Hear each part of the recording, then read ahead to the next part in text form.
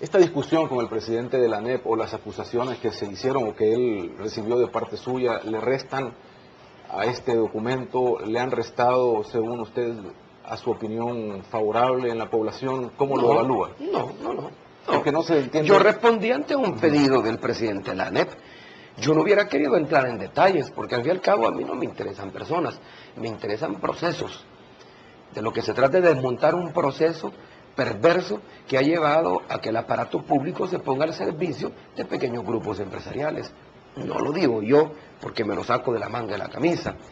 Basta con revisar los medios de comunicación, los periódicos, la radio, la televisión, nos ha ilustrado de abundante información donde para el caso en licitaciones públicas hay grupos empresariales que se ven favorecidos por decisiones discrecionales del funcionario que le asigna un contrato a una determinada empresa desplazando a otras del mercado.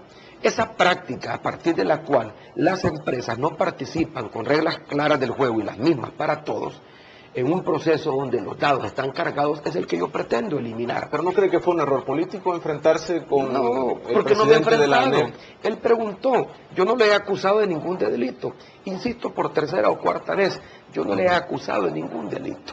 Esto no es un delito, esto es una práctica que tiene una dimensión ética que no podemos aceptar. Lo mejor hubiera sido que el presidente de la ANEP, en lugar de decir que yo soy irresponsable, al hablar de Argollas, hubiera dicho, me gustaría reunirme con el candidato, con su equipo de trabajo, para ver a qué Argollas se refiere, a qué proceso se refiere. Pero él sale primero públicamente demandando que yo sea un poco más responsable y que de nombres. Entonces vengo y digo, bueno, un nombre que se me viene es el del propio presidente de la ANEP.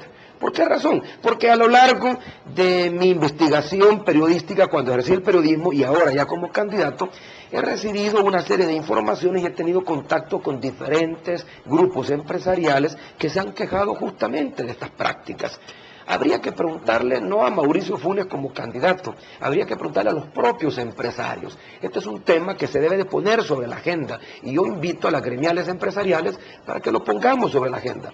A los empresarios les interesa que este mecanismo perverso, que no permite una competencia sana, leal y libre, se desmonte. A este canal, por ejemplo, que entra en competencia con otros, no le gustaría que haya un canal o un grupo de canales que goce de favores políticos y que al final les quite la audiencia o una participación importante en el mercado de la inversión publicitaria únicamente porque hay otros que tienen respaldo político y favores del gobierno. Lo primero que dirían ustedes es, bueno, compitamos, pero compitamos con las reglas del juego claras y con las mismas oportunidades para todos. Eso es lo que estoy planteando. Entiendo que se reunió usted con el presidente de ANEP. No lo he hecho, no lo he hecho. No lo he hecho. Lamentablemente no ha habido oportunidad, pero habrá. De hecho, él me ha invitado como al otro candidato a que participemos en el encuentro nacional de la empresa privada, en ADE 2008, y con mucho gusto lo voy a hacer. Ahí quizás haya oportunidad de conversar con él. Faltan 8 meses para las elecciones. Hay suficiente tiempo para reunirse. Sobre algunos puntos del programa, no vamos a entrar en la parte económica ni en la parte social. Hay elementos importantes. Roberto Rubio me dijo, le llamaba la atención como analista la parte de la reforma política que plantea el FMLN y me gustaría entrar en esa parte en algunos elementos. En primer lugar, dice la inclusión de los hermanos lejanos o los hermanos en el exterior como fuerza decisiva en el desarrollo del país. ¿Cuál es la propuesta sobre la incidencia que deben tener en una reforma política los que viven afuera? Eso tiene a la base un diagnóstico de cuáles son los sujetos que, en mi opinión, son estratégicos para la construcción del nuevo país que planteamos.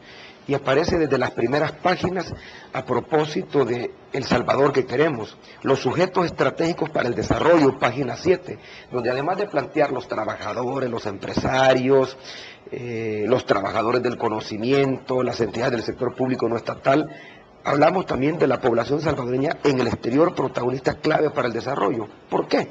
Porque no es justo que a un grupo importante de la población salvadoreña, los salvadoreños y salvadoreñas en el mundo que integran la llamada diáspora, contribuyen al desarrollo del país enviando una importante cantidad de transferencias en dólares y no se les conceda la oportunidad de poder decidir los destinos del país a través del ejercicio del sufragio. Un punto importante del tema de la participación de los salvadoreños en el exterior es el capítulo que nosotros denominamos como Mi Derecho al Voto.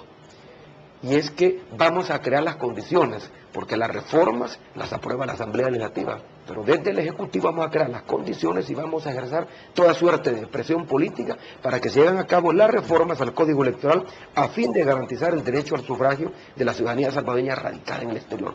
No le podemos seguir negando a nuestros compatriotas que viven en los Estados Unidos, Canadá o cualquier otro país del mundo el que no pueda votar. Para votar, por supuesto, tiene que sacar su documento único de identidad y viajar de donde se encuentra hasta acá. Hay muchos que no lo pueden hacer porque pierden su trámite para ser residentes o ya no digamos para convertirse en ciudadanos americanos.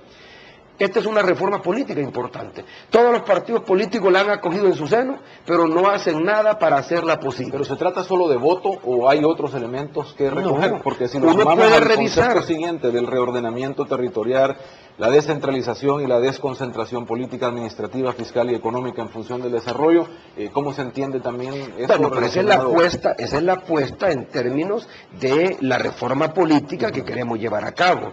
Uno de los componentes de esa reforma tiene que ver con una participación más activa de los salvadoreños en el exterior.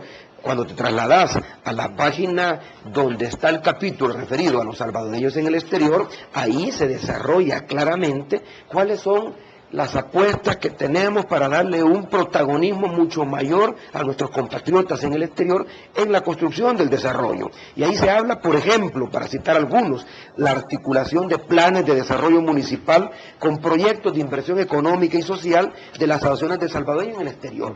En el exterior, cuando uno viaja a Estados Unidos, se encuentra con una cantidad importante de asociaciones que se han creado a través de las cuales se envían remesas colectivas. Estas remesas colectivas muchas veces van destinadas a la construcción de infraestructura, pero sin tener una clara planificación de cómo utilizar estos recursos, porque se le ocurre a un grupo de salvadoreños de Corinto, un municipio que está al norte del departamento de Morazán, con altos niveles de pobreza, resulta que le compran una ambulancia y se la envían a la unidad de salud. Pero el problema fundamental de Corinto no solo es la ambulancia, probablemente antes de una ambulancia necesita fortalecer la infraestructura sanitaria con que cuenta la unidad de salud.